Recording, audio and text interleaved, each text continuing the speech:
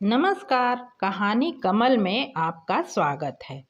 आज की कहानी भगवती चरण वर्मा जी की कलम से निकली सुंदर रचना है। सभी जानते हैं कि उनके लेखन का एक अलग ही अंदाज रहा है। गंभीर से गंभीर बात को वो कुछ ऐसे मजाकिये अंदाज में कह जाते हैं कि हर प्रकार के पाठक और श्रोताओं को कहानी के किसी न किसी भाग में आनंद आ ही जाता है। तो आपको भी अपने हिस्से के आनंद को तलाशने के लिए पूरी कहानी सुननी चाहिए। श्रोताओं, आज आपसे एक विशेष बात भी कहनी है। कहानियाँ तो आप सुन ही रहे हैं, अब आप कहानी कमल की कहानियों में एक नयापन पाएंगे। वो होगी मनोरंजन के साथ ही थोड़ी सी दिमागी कसरत और ज्ञानवर्धन भी। इतना तो आप मानते ही हैं कि हर कहानी हमारे आपके जीवन और हमारे इसी समाज से संबंधित होती है और हमारा जीवन हमें बनाने वाले परमात्मा से। तो आज से हर प्रस्तुत कहानी रामायण या भागवत के किस पात्र या प्रसंग से संबंधित है या किसी और ग्रंथ से भी हो सकता है, इसकी खोज आप और हम मिलकर करेंगे। मैं अपनी राय कहानी के अंत में बता दिया करूँगी और आप कहानी सुनने के बाद कमेंट करके बताएं। तो है ना आम के आम और गुठलियों के दाम वाली बात। तो आइए शुरू करते हैं आज की कहानी, जिसका शीर्षक है विक्टोरिया क्रॉस। कल शाम के समय मैं अपनी आदत से मजबूर होकर फिर 1 महीने के बाद उसी पुराने रेस्तरां में चाय पीने जा पहुंचा।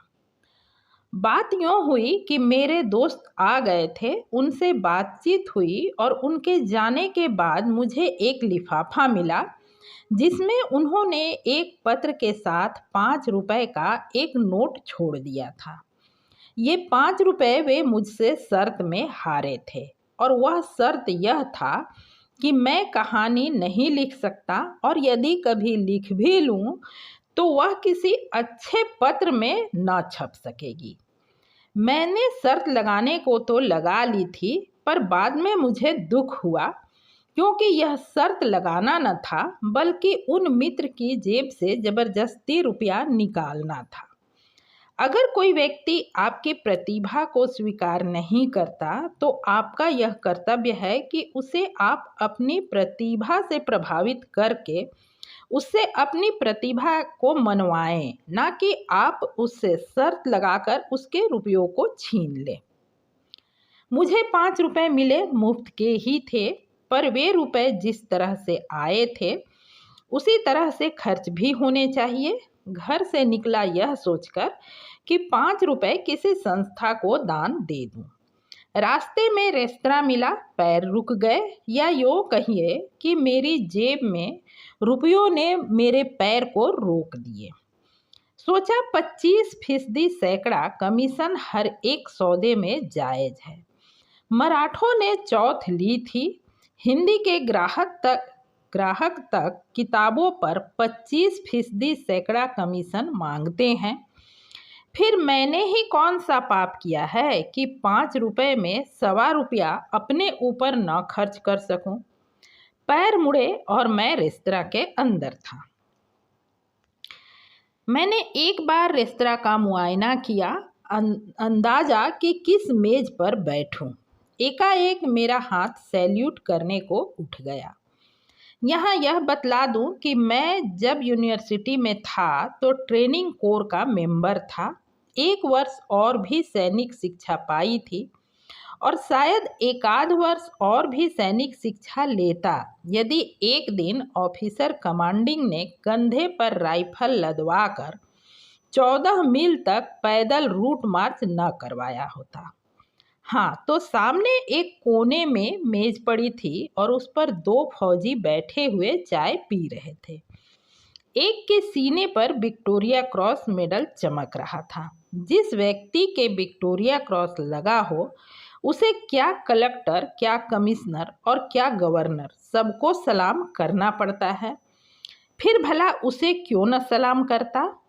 तय कर लिया कि उन 2 फौजियों की मेज पर बैठकर चाय पीऊं।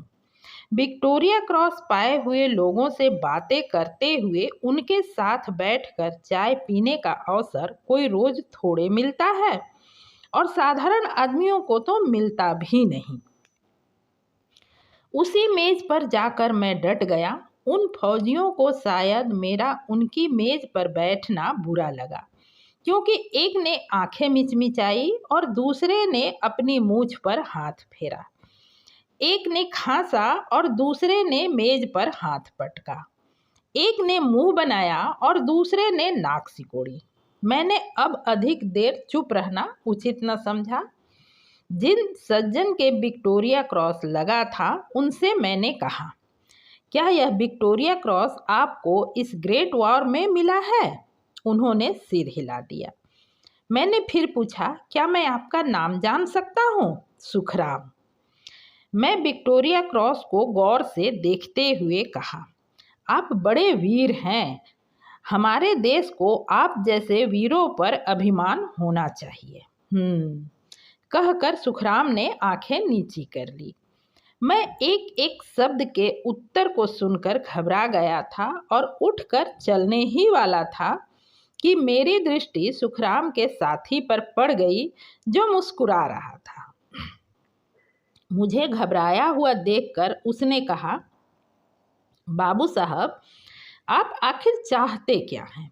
लड़खड़ाते स्वर में मैंने कहा, कुछ नहीं, यही जानना चाहता था कि वीरता के किस काम में आपके साथी को विक्टोरिया क्रॉस मिला है। सुखराम के साथी ने सुखराम की ओर देखा, इसके बाद मेरी ओर।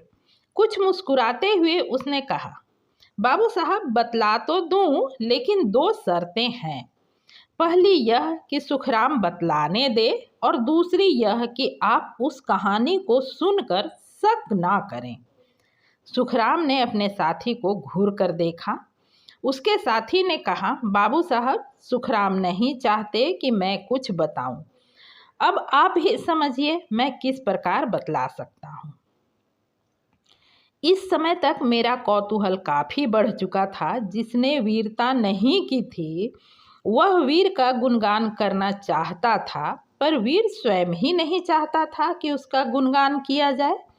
सुखराम क्यों मना कर रहा है, इसे जानने को मैं उत्सुक था। सुखराम के संबंध की कहानी विचित्र होगी, इतना मैं अनुमान किए हुए था। मैंने सुखराम के साथी से कहा, जैसी आपकी इच्छा, यदि आपके साथी नहीं चाहते हैं तो ना सही। यह कहकर मैंने बॉय को आवाज़ दी और 3 ग्लास बियर लाने को कहा। कुछ थोड़ा सा इनकार करने के बाद सुखराम और सुखराम के साथी ने बियर के ग्लास खाली कर दिए। इधर उधर की बातें हो रही थी। उठते हुए मैंने सुखराम के साथी से कहा, यह मेरा दुर्भाग्य ही है कि मैं आपकी उस कहानी को न जान सका। अच्छा, अब मैं चलूं। बियर के ग्लासों ने सुखराम और सुखराम के साथी की गंभीरता को दूर कर दिया था। थोड़ी देर में हम लोग पक्के दोस्त हो गए थे। सुखराम के साथी ने मेरा हाथ पकड़कर मुझे बिठा लिया। बाबू साहब, अब चाहे सुखराम कहने दे चाहे ना कहने दे, लेकिन मैं तो आपको कहानी सुनाऊंगा ही। सुखराम भी मुस्कुराया। अरे सुना भी दे, कौन मेरा बिगड़ जाएगा। सुखराम के साथी ने आरंभ किया। नमस्कार, चैनल को सब्सक्राइब करना ना भूलें। बाद में भूल सकते हैं, अभी चैनल को सब्सक्राइब करें। आगे की कहानी। बाबू साहब, हम लोग एक ही गांव के रहने वाले हैं। अब लड़ाई छिड़ी उस वक्त मैं फौज में था। पहले तो समझा लड़ाई जल्दी ही खत्म हो जाएगी, लेकिन वह काहे को खत्म होने की, और जर्मनी ने दांत खट्टे कर दिए। हम लोगों ने न होते तो बाबू साहब अंग्रेज शर्तिया यह लड़ाई हार ही जाते। हम ही लोगों ने यह लड़ाई जीती है। हाँ, तो जब लड़ाई शुरू हुई तब भर्ती भी शुरू हुई, और जैसे जैसे लड़ाई जोर पकड़ती गई वैसे वैसे भर्ती भी जोर पकड़ती गई। एक दिन भर्ती करने वाले पहुँचे हमारे गांव, और उनके सामने पड़ गए सुखराम। सुखराम अपनी जोरू से पीट के नदी में डूबने जा रहे थे। सो भर्ती करने वालों ने देखा सुखराम को और सुखराम ने देखा भर्ती करने वालों को। सुखराम की समझ में बात आ गई कि भर्ती वाले जान के ग्राहक है और भर्ती वालों की समझ में यह बात आ गई कि सुखराम जिंदगी से आजिज है। बस फिर क्या था, सुखराम भर्ती हो गए।